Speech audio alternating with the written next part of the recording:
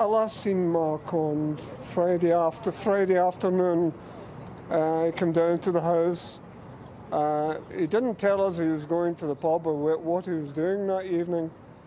I was watching when it happened initially at 10:30, and I had an immediate interest because as a family we all went about that pub because we liked the music. My daughter phoned. I watched it maybe for quite a couple of hours during the night. I fell asleep, and then my daughter phoned at 8 o'clock in the morning saying my son was in that pub. Oh, I'm so sorry. Such a difficult time for you.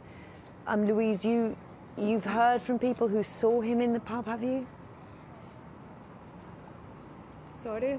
Have you heard from people who saw him in the pub, have you? Yes, I knew that Mark was going to the Clutha Vaults on Friday night. He'd spoken to my husband as he was travelling in. He was going to be with the band Esperanza. He's friendly with them.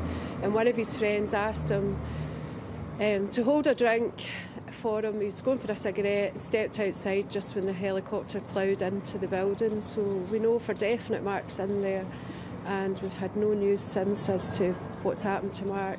We know that there's bodies dead, but we haven't had any confirmation that one of them is Mark, and we're still waiting on that news. And we've spoke to the rescue service this morning, the firefighters, saying it is a very tricky operation to make it safe and all the rest of it. Are they talking to you about what's going on? There's been no one talking to us at all. We came down here last night, we spoke to a chief inspector, and I asked him a technical question, and he said, well, I can't answer that. He said, but I'll go to someone who can answer it for me. He came back to me and he said, well, that wasn't happened initially. He went and he said that there's no information on it really at all. I said, well, can you not bring him and let us speak to him? He said he's too busy to come.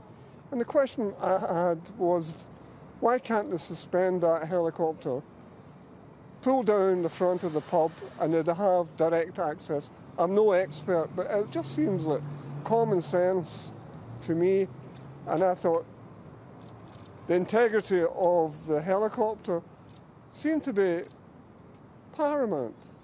And I think health and safety just looms up in my mind, especially as a case just recently of a lady down a well, and the fireman couldn't go down the well to get her out, and she died.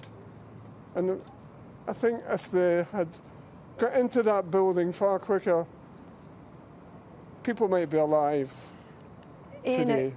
Ian OPrey. I don't think it was handled well.